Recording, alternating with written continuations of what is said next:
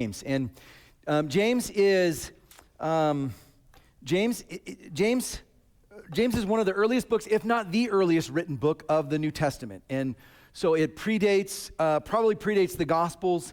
Mark would be the earliest gospel, so Mark and James are probably fighting over what's first, although James seems to be the earliest one. Paul had written some early letters earlier, as well, like 1st and 2nd Thessalonians are pretty early in Paul's dates, but James is probably, if I had to bet, if I had to pick and say, based on what you know, what's the earliest New Testament document, chronologically, I would say it's probably James. So James is the first written down text about Christianity. Before the Gospels, before they even write down the stories about Jesus, James writes this, and it's all about Christian living. How do you live this out? And James can almost come across as angry. And so even as I'm preaching, there's probably times where I've had people say, you just seem angry. I'm like, well, no, I don't think I'm angry. I think James is angry. and there's an urgency that he has and a seriousness about issues that I think that people maybe weren't taking seriously. And so when we look at James and preach to James, it's going to come across that way. And today is another one of those where it's not complicated. What we're talking about today is you're not going to be confused and think, I don't understand, that's theologically, that's really deep, that's over my head. I don't really, no, this is not complicated. Today what James is bringing up is not hard to comprehend or connect dots. We're all going to go, oh, I get it, I know exactly. And at the same time, we're going to say, I hate it. I don't like what he's saying. I know exactly what he's saying, and I don't like what he's saying. Not because it's not true, not because you want it to be something else. It's because it shines a light on our issues. It shines a light on things that we have to deal with. It shines a spotlight into our souls, and we say, ooh, I don't like what it's showing me. Today, James is going to talk about the tongue and taming the tongue, the words we use, the language that we choose to use with others, and it's more than just the language or the words. There's nuance to communication. And this morning, you're going to be tempted to do what often happens on a Sunday morning, and it's this. This is such a good message for so-and-so. I really hope that they listen and that they hear this, or I wish that they were, or I'm going to send this to them, or this is an issue for, oh man, he's talking, I know who he's talking about. He's talking about him, or he's clearly talking about her. And the temptation is to think this is for them out there, everyone sitting around you, but not you. And my hope is that you would say, no, I want to listen for me. I need to hear this. Not for the them out there, but and I'm saying this to myself. I'm preaching to myself. I need to hear this. Because it hurts, and it's so easy to think. It's so easy to put this truth and to put this, what he says, to put this on other people. Other people need to do this, but I'm actually doing okay. I'm doing just fine in this area. We know this as he talks about the tongue. The tongue is not a personality trait. Some of us think, and either this is you or people that you know, they'll say, well, I just like to speak my mind, right? Hey, if I think it, they're going to hear it. They're going to know. And there's a sense in which we can almost pride ourselves on that. And some of us are like, yeah, absolutely. In fact, if they need to hear it, I'll gladly be the one to tell them, right? And there's a sense of, I'll say what no one else will. And we think that is a good trait to have. And then the others of us are like, I would die before I say something critical or I confront someone. No thank. They can go and ruin their life. That is so uncomfortable. And that also is not the right loving posture or place to be, where you never say anything difficult. And there's somehow a balance in between, and finding that balance is what we're talking about this morning, and it's going to be hard, but also, like some of us, we think that, I'm just going to say it. If I think it, if it happens here, it needs to go down here and out. I have no problem telling people what I think.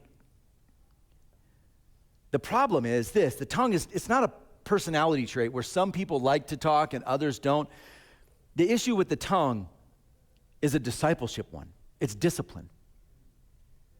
The issue is not, are you extrovert or introvert? The issue is, have you learned to control what you say or not? Have you learned to filter the things you think, or do you just say them? Because I can tell you right now that those of us, and I am this is where I lean toward the, if I think it, I'll say it. Those of us who do that and just say what we think, that is a sign of immaturity, of undisciplined speech. That is a sign that you actually aren't spiritually mature as you should be because you haven't learned to filter what you think. And this morning, James is going to tell us all about this, and it is terrible. It's terrible because he's talking about me, and he's talking about you, and he's telling you what you're doing wrong and what the problem is, and it's bigger and worse than you think it is. Your language is worse than you think it is. You're like, I don't swear. No, you do things that are far worse. Far worse. And James is going to tell us. Here's the point of today. Your mouth always reveals your master. Your mouth always tells me, it always tells me who or what you serve. What you talk about is what you value. What you talk about is the thing that is important to you, and it's not always bad. My 8th grade son, he's on a travel baseball team. They have a tournament this weekend, and we spent all day yesterday in Redmond fighting the rain and playing, and it was great. And baseball is wonderful, and all right. And there's plenty of course, other parents and other dads, and we're talking, and as much as we're talking about baseball, you know what they're talking about right now? And some of you are like, all right, we're talking about this. Some of maybe watching online. You might be watching online right now, casually in between this other thing. I can't tell you how much I heard about the Masters, right? Some of you, I just saw that. I just saw a whoop. Yeah, okay. So some of you are like, are we done yet? Can we go? I got some stuff to watch. And it's not bad, but you spin instantly. Oh, I know. Okay, you're a golfer. You like to golf. And I even asked one of the guys, I'm like, so do you golf much? He's like, nah, a couple times a year, but I love watching it. I'm like, all right. I heard more about Rory than I did like his kid, you know? Listen, your mouth always reveals what is of value to you. And there's nothing wrong with golf. Of course, it's great if you're into that sort of thing.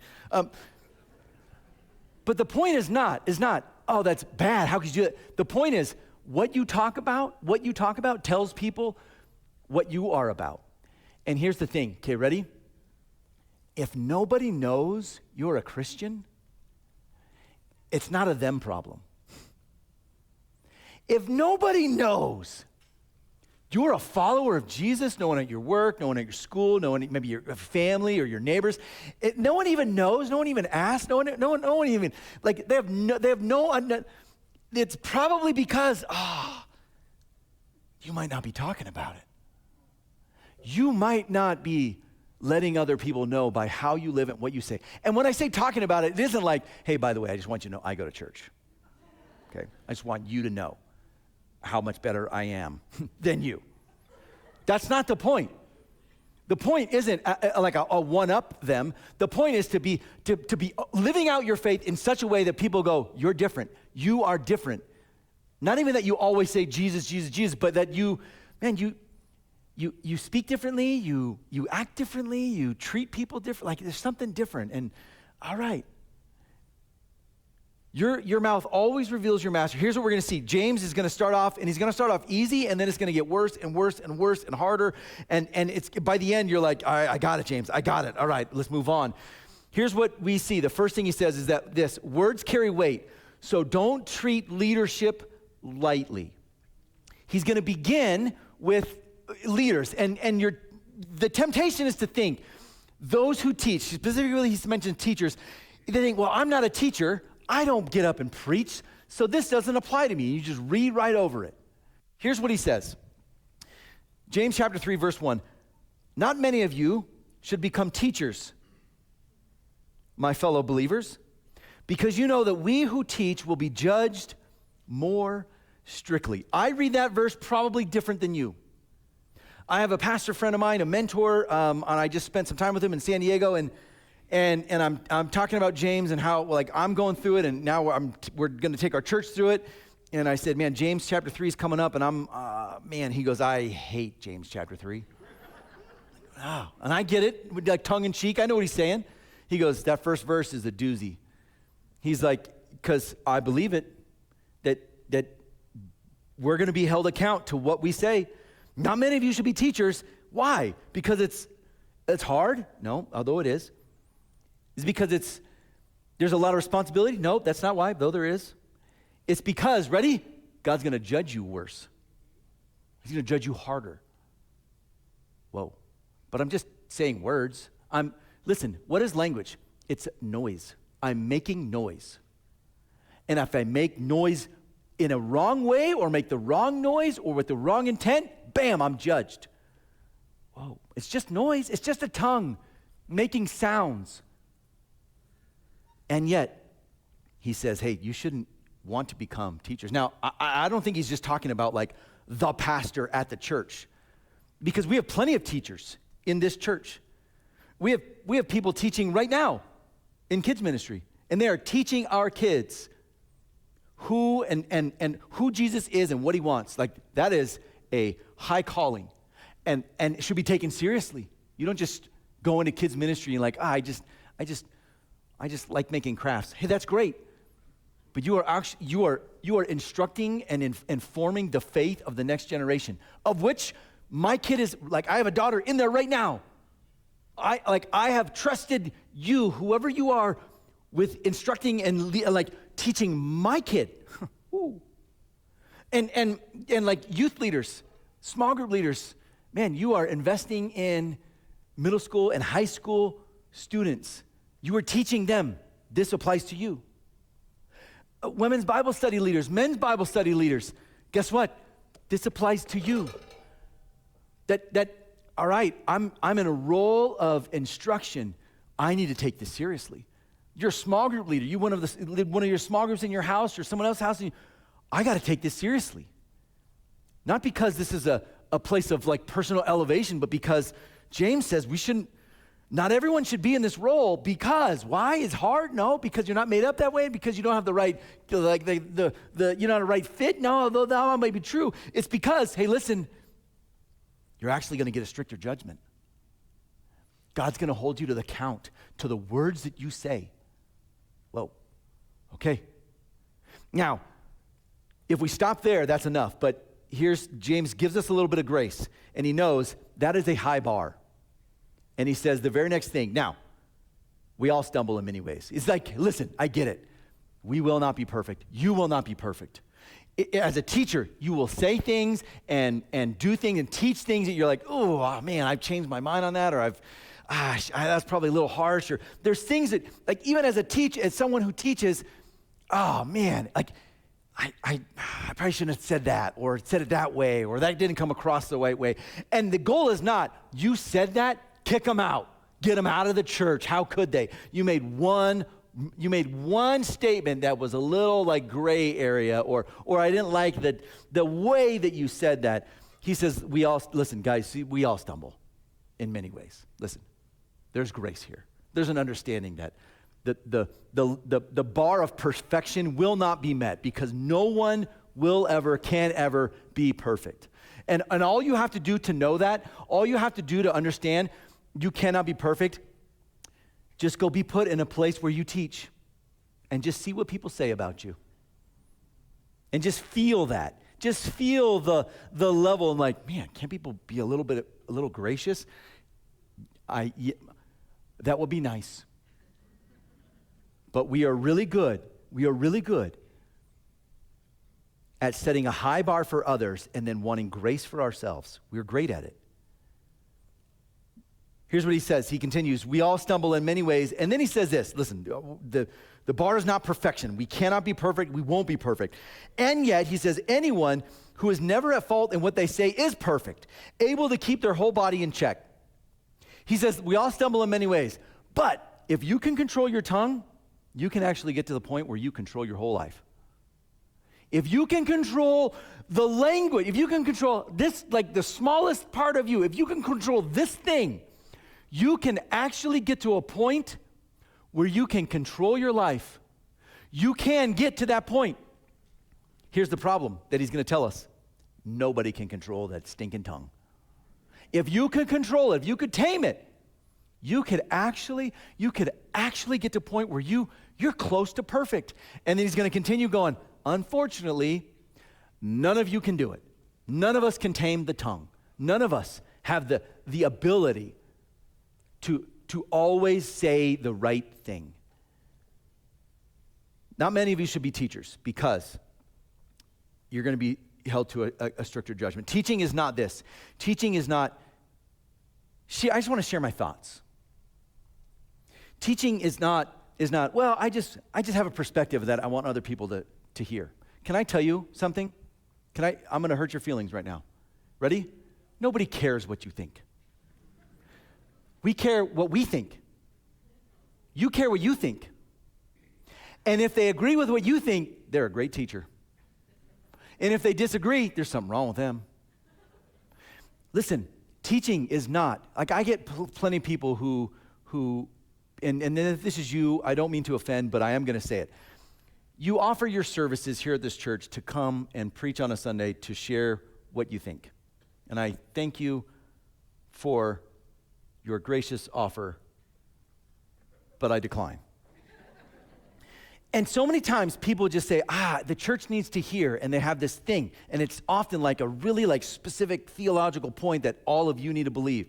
And you don't know this, but I am protecting you from that. and the amount of people who just want to come tell you what you should believe. Listen, teaching is not that. Teaching is not getting up and being like, here are my thoughts, and I want you all to know, and you all need to do this. And boy, do people have an opinion of what I should share. You need to tell the church, and you need to say this. People have left this church, even recently, because I'm not saying the things that they want me to say. So be it. All right, that's fine. Here's what I'm going to say. I'm going to say what James says. And James says, you should teach. Those of you who want to get to a point where people are actually listening to what you're saying, be careful here, because a stricter judgment's coming. And then also, listen, we stumble. Too many people want the platform. And you know what's crazy? Again, this was written 2,000 years ago, right? So James is writing this 2,000 years ago, long before social media, long before, like, where people get platformed. And this happens all the time now, and it scares me. It makes me nervous. Every time you see within the church, a new voice, a new pastor, a new teacher get platformed on social media, and all of a sudden they become like social media famous, like they become Instagram and Facebook famous, and people are like watching their sermons now, and they get elevated, and it seems like every year there's like a new guy that shows a new face, a new sound, a new voice, a new woman, a new teacher, and we elevate them, and we platform them, and then here's what happens. It doesn't take long before something happens, and their life just, oof. Not every time. I hope, Lord, I can't be every time. But man, more often than not, the people that we elevate, all of a sudden they can't live up to that standard. And what we want, it's to the point where I'm going, Lord, I don't, not that I'm even at risk of this. I don't ever want to be platformed where it's like everyone is thinking and listening, and like put us in your sermons and like you need to do that. No, it's not about any one of us. I don't care. I don't want any of that, Lord. Please, that scares me. And yet people pursue this. And we call them social media influencers. Do you know what that means? It means they don't have a job. That's what it means. And they just post stuff, and we even call them followers. People are now following them. Nobody's following them. You're just like, I like what you have to say. I click a button, and then like you come on my feed. And so many people, they want to get to that point where it's, look at me, look at me, look at me. And James says, be careful. If you get to a point where people are looking at you, so is God. Whoa. Lord, you can go ahead and unfollow me. I don't know if you're going to like some of the things that I've said. Speech, we see this, is a steering mechanism for the whole life. James starts with teachers because words are their primary tool. So like teachers, leaders, if you have a role, not even where you're like, I'm a teacher, but you lead people or a department or a business, or you lead your house and you have kids or grandkids, or you lead something or someone, you lead through communication. You lead through your words. Almost primarily, like almost exclusively. Because you can't actually grab someone and physically you're going to walk over here and do this thing. You have to use your words to help lead. And so he says, listen, if that's the primary tool of leaders and then especially teachers. And then he widens it to everyone and says, by the way, this doesn't apply to just those who teach. He's going to say that the tongue is small but powerful, man. And you don't need a microphone to do damage. Here's what you just need. Ready? You just need a mouth. You just need a mouth. And you can do real damage. Here's what he says. He's going to tell us your words have the power to steer, quite literally, your entire life. Your words have the power to direct your life, your entire life. Here's what he says in verse 3. He says he's going to give us some examples here, some illustrations. He says, verse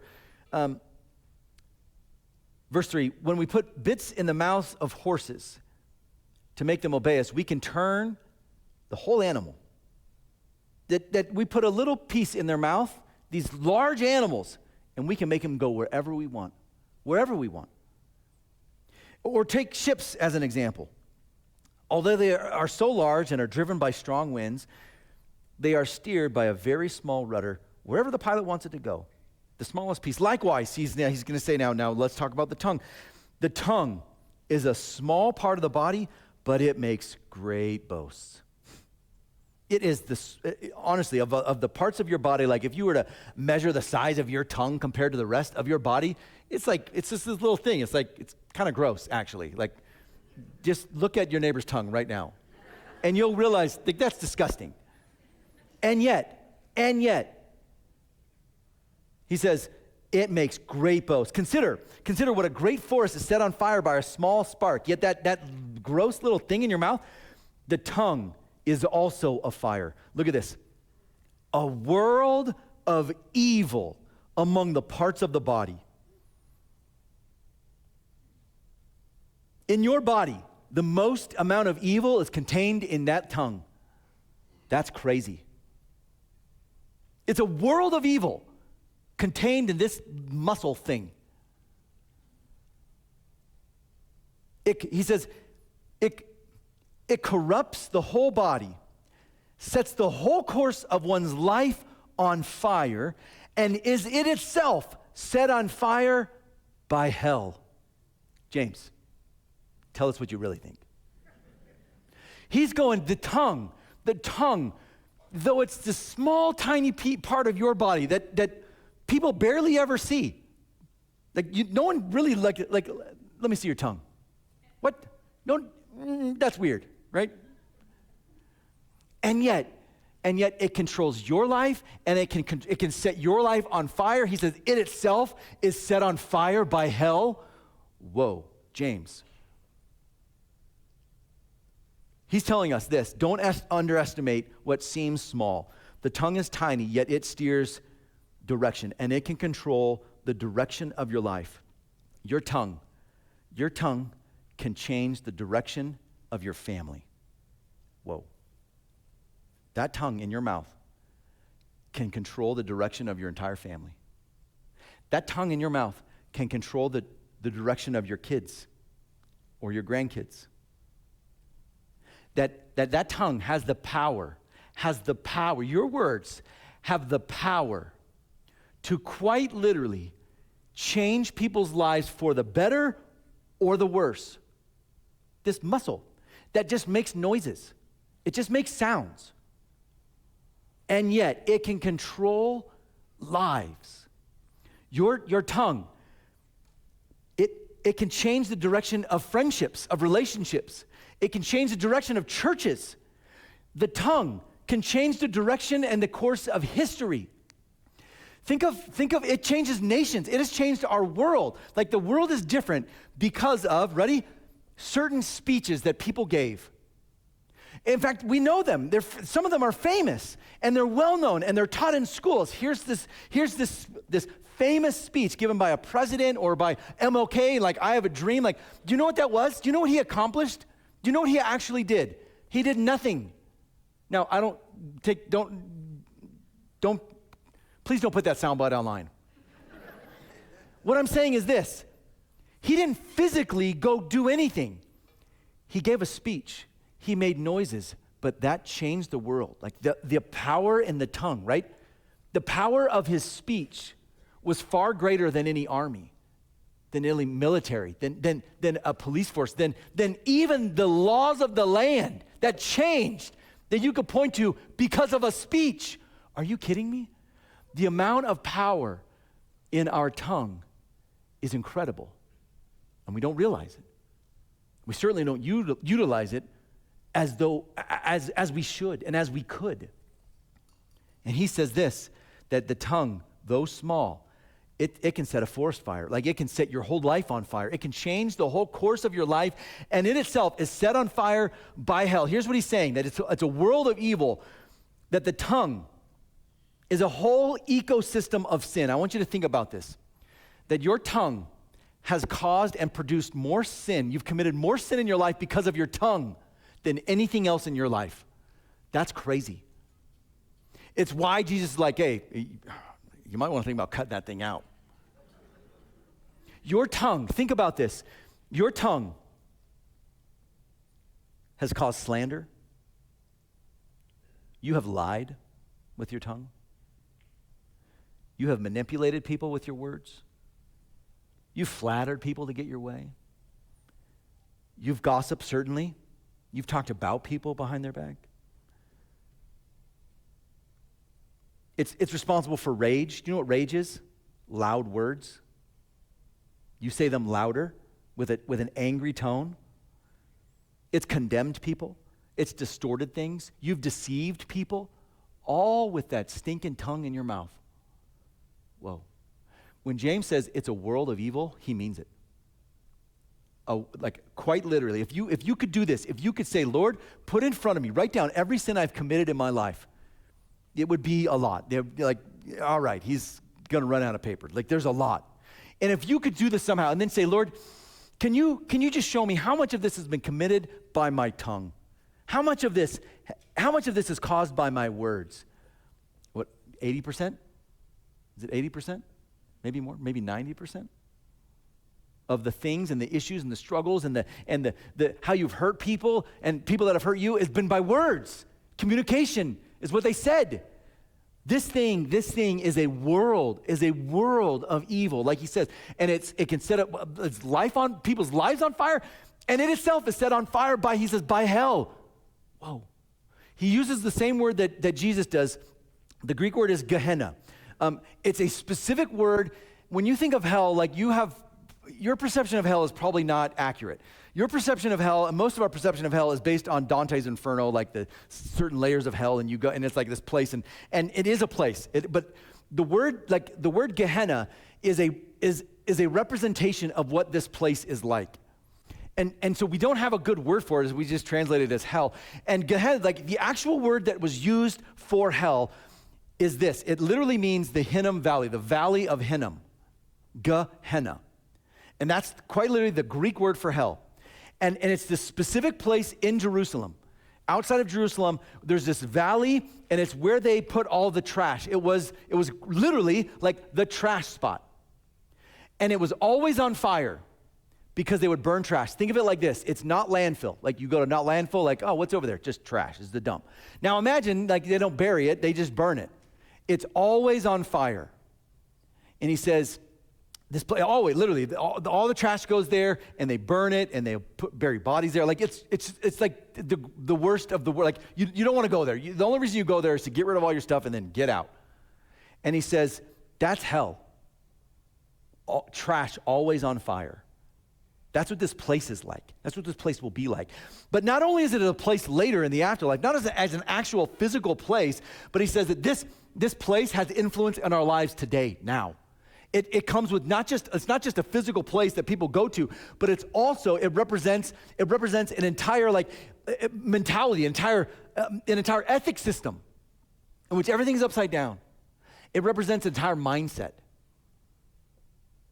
That it represents that this Gehenna that is a place also is something that can affect you now. That when your language isn't great, or when you say something you shouldn't, or you cuss, or you're like, I don't have a good grip of my tongue. It's not because you're demon possessed. It's not like, oh wow, hell, you're terrible. Like, I know where you're from. It's not that. Rather, it's saying this, that its destructive speech can actually become aligned with hell's agenda, which is to destroy.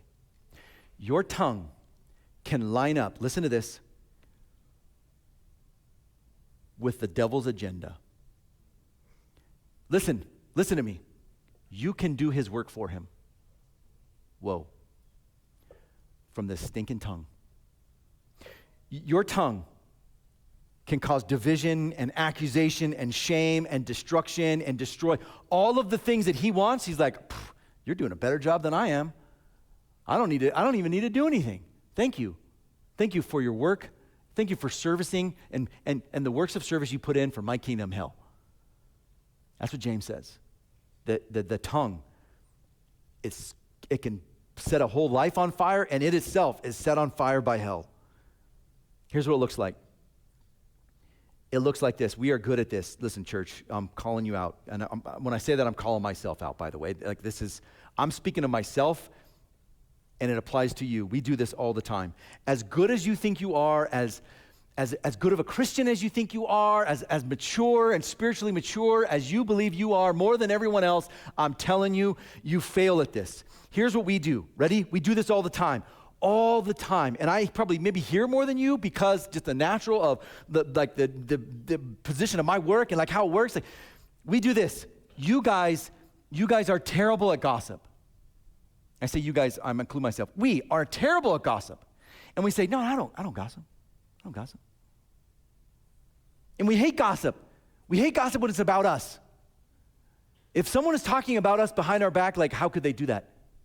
Now, if it's about someone else and hey, did you hear? I'm like, oh. No, but tell me, our little secret. Tell me. What? And here's how we dress it up. You know, we need to be really praying for so-and-so. ...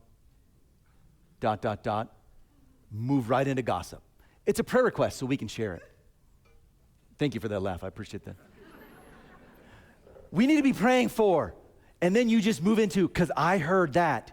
And you won't believe. And it's just, we dress it up and we spiritualize it and say, well, it's a prayer request. After I say, hey, we should be praying for, I can say whatever I want. It's a prayer request. No, stop. We gossip disguised as concern. We do this. I'll speak to myself. This is my thing. We use sarcasm. I use sarcasm as a blade to cut. It literally means to cut down. I've always been sarcastic. It's a spiritual gift of mine. It's fine. Lord bless me with the, I've always been like, oh man, to me it's just funny, and it's just like, oh, who can out creatively think through and speak in a way that's both funny and kind of cutting and side, and it's a little bit of an edge, and I realized this. It took me a while to realize not everyone is that way, and if you find someone who is that way, you're like, we're instant friends. Right? If you just laughed, you're probably sarcastic, and I get you, and you get me, and you're like, I can dish it, and they can take it, and then they can dish it right back, and you're like, oh, I like you. And then you meet someone who you realize instantly they are not sarcastic, and you hurt them. You can actually hurt people, and it takes you a while. It takes a few relationships for you to go, I don't know if I should be leading with what I think is my greatest strength, but I don't think I should be leading with sarcasm. Man, we can easily get to the point where what we think is funny, we say things for a reaction, and we actually are hurting people. Ooh, Man. We can do this. We can be highly critical. You and I can be highly critical. Almost pride ourselves on, well, here's what's wrong with this person. Here's what's wrong with them. They said this. Oh, man, that's clearly wrong. We can be highly critical and lack love. And we think we're speaking truth. And you are, maybe, but not in love. You're speaking truth about them to criticize, and here's what you're doing. Here's the whole point. It's to elevate yourself. How could you? It's your ego speaking. You criticize them and you elevate yourself. And then when the roles are reversed, we get real upset. Hey, when someone's critical of us, hold on. And then we get defensive, and how can you judge me? If someone's critical of us, it's judgment. If we're critical of them, it's truth. Oh, man. We do this, we exaggerate. You and I, listen, we speak half-truths to protect ourselves if they knew the truth. So I'll just share a little bit. I'll leave some out. We vent. We vent in such a way that it becomes poison. We poison other people's view of others because of what we're sharing. Our tongues are terrible and are capable of so much evil, so much criticism. We can't tame it. This is the next question he addresses. First, your mouth is not neutral, so who can tame it? Who can tame it? And the response that we want to say is just control what you say, man. Just control. Like, hey, ma'am, just watch what you say. Sir, just don't say that. And if it were only so easy that we could just say, I'm better. I'll just be better at what I say. And it works for a day, maybe an hour, some of us. And it doesn't take long for that internal thing to come out, because here's what the issue is. The issue is not the tongue. The issue is the source of the tongue, which is the heart. That's the problem. That's your problem. Your problem is not your tongue. Your problem is your heart. And out of the overflow of the heart, the tongue speaks. So here's what we see. You can't tame the tongue without surrendering the heart.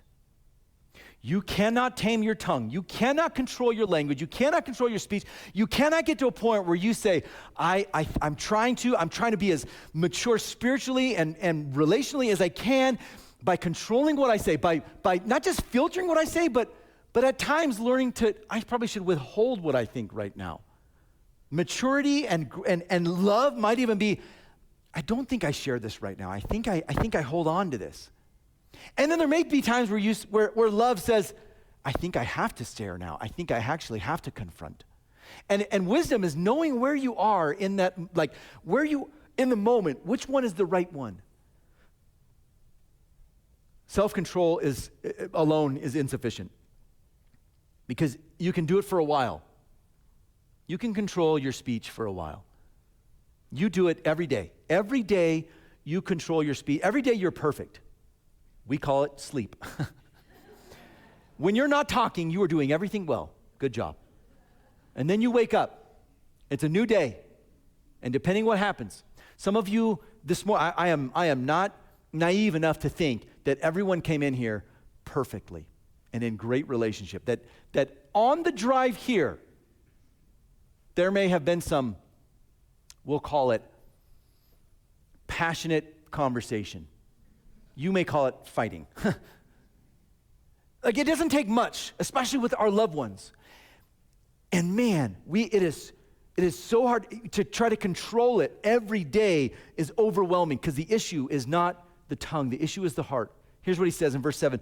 All kinds of animals, birds, reptiles, and sea creatures are being tamed and have been tamed by mankind. We control every animal we have dominion over. But no human, not one human being can tame the tongue. This is why he says, if you can tame the tongue, you're perfect. Unfortunately, no one can do it. It is a restless evil, full of deadly poison. Man, he's not wrong. With the tongue, we praise our Lord and Father, and with it, we curse human beings who've been made in God's likeness. Out of the same mouth comes praise and cursing. My brothers and sisters, this should not be. You can't do this anymore. Out of the same mouth, we do this. And he says, verse 11, can both fresh water and salt water come from the same spring? My brothers and sisters, can a fig tree bear olives or a grapevine bear figs? Neither can salt springs produce fresh water. He's given this illustration. You can't have both salt water and fresh water. You're one or the other. You don't get to say things that are both refreshing and bitter. You can't bless and curse. You can't be double-minded and think that you're doing God's will or that somehow you're a mature person. You can't be praising God on Sunday. I love you all. This is my church. I love everyone. And then on Monday, hey, do you know what I heard? And go right into a prayer request.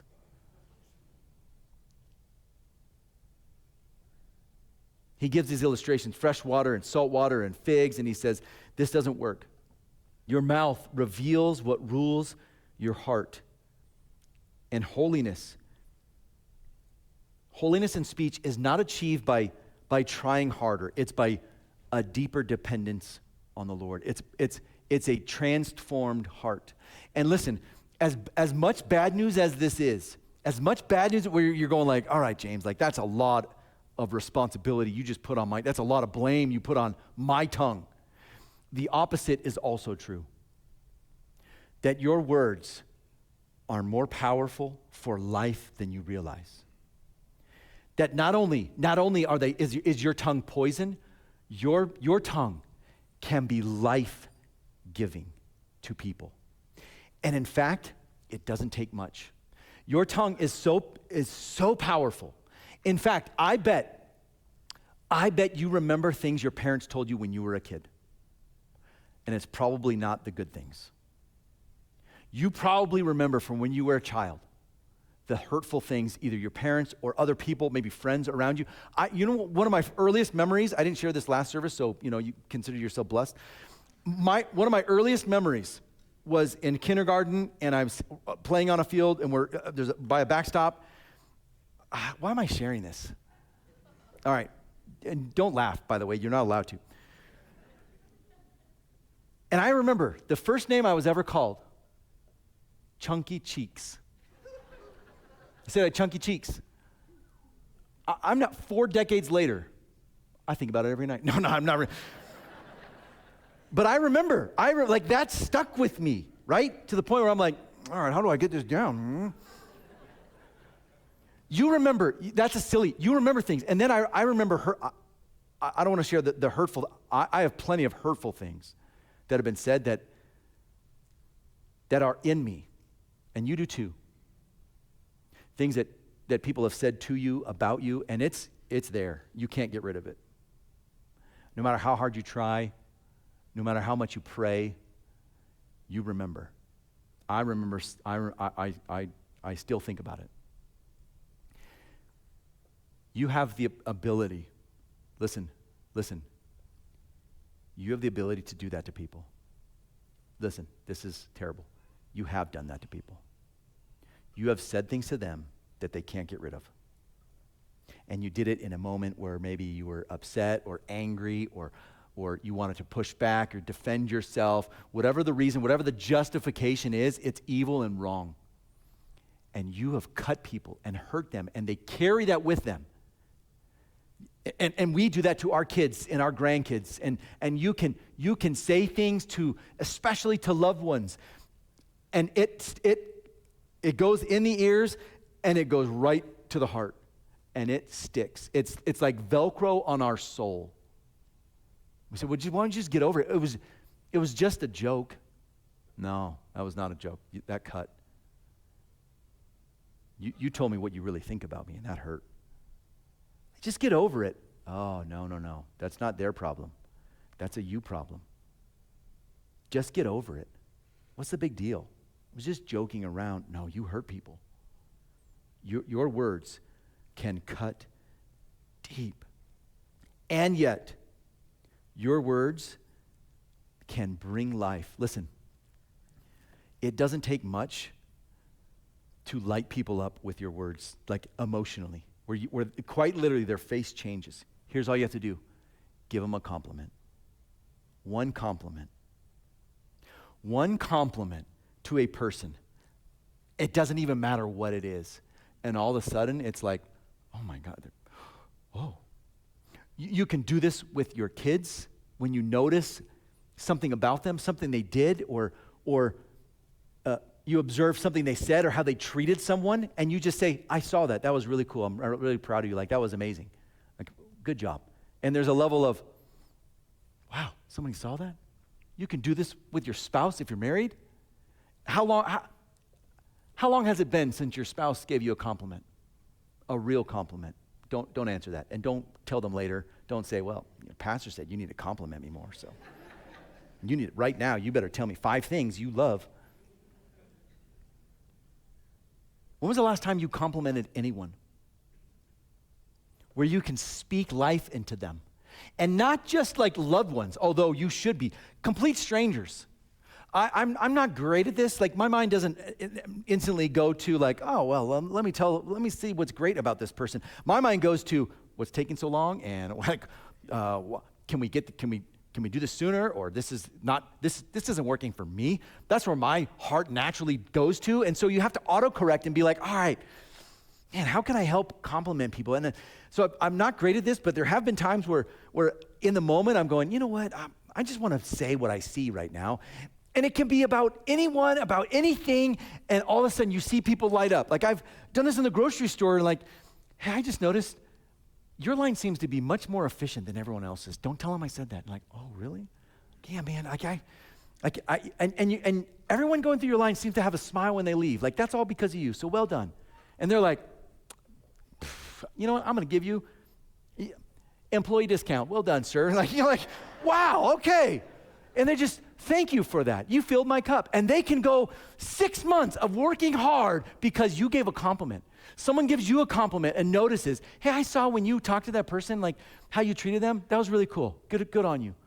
And all of a sudden, someone says that to you and you go, you notice that? Oh, shuck, it was nothing. Wow, they saw that. All you did was acknowledge something you saw, something you liked, something that was impressive, something that was encouraging, and you said it to them, a complete stranger even, and it changed them. Like, it changed not just their day, their mood. It changes like, oh, there may be a few times in your life a stranger has complimented you and you're like, I still think about that, right? For us guys, this is what we do. Still got it. So there's something in us that we just need someone to go, oh, hey, thanks for holding that door.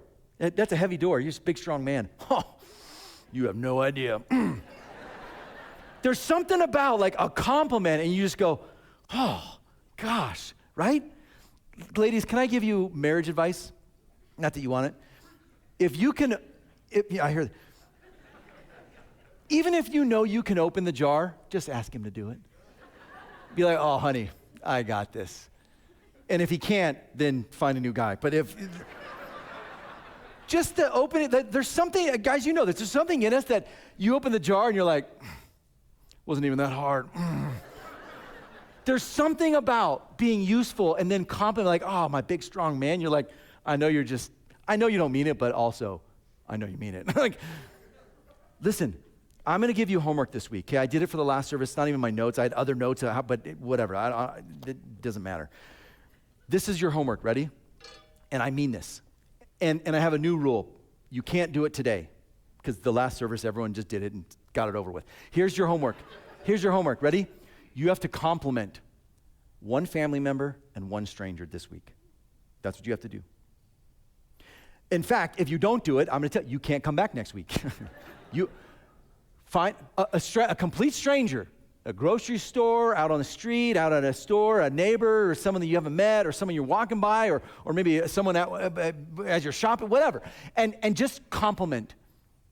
Anything. It can be anything. Wow, that's a really nice coat. I like your style. Well, thank you.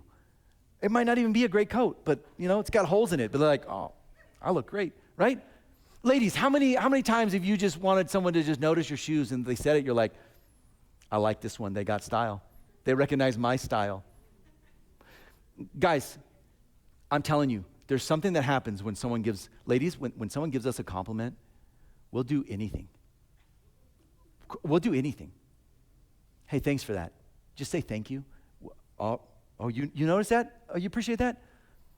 All right, I'll do more of that. There's something that happens to us when we get a compliment. Your words are Velcro, right? It can stick, it sticks to souls, and it can be negative, it can be poison, where quite literally, for the rest of our lives, it affects our mind and our view of ourselves. Or it can actually bring life, and we can say, man, somebody noticed that about me.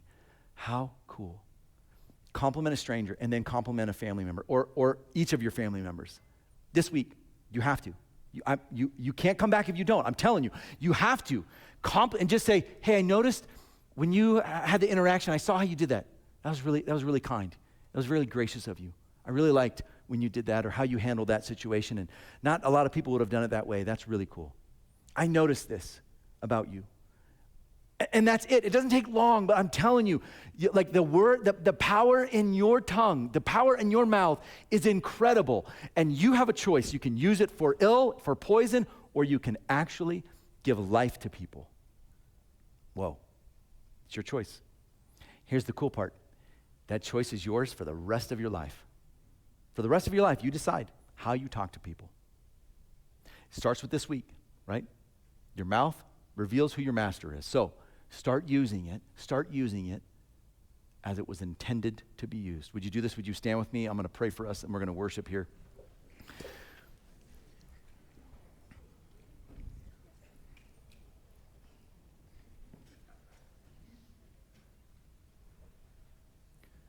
Okay, will you bow with me? So, Lord, help us to be people who understand the weight, the authority of our words, the seriousness of how we speak, and remind us to be people who speak life, not death, who understand that our tongues are a world full of evil, full of poison, and yet somehow full of life. Change our hearts, recognizing that this is a soul change, that out of the overflow of the heart, the mouth speaks. So God, this isn't about checking a box saying, I complimented someone today. It is about a posture change of, Lord, soften my heart to see people how you do, and then let me speak to them how you would. Help us all to recognize the weight of our words, the authority of our words, and to use it to bless, not to curse. We love you, Lord. We worship you now. We pray this in Jesus' name.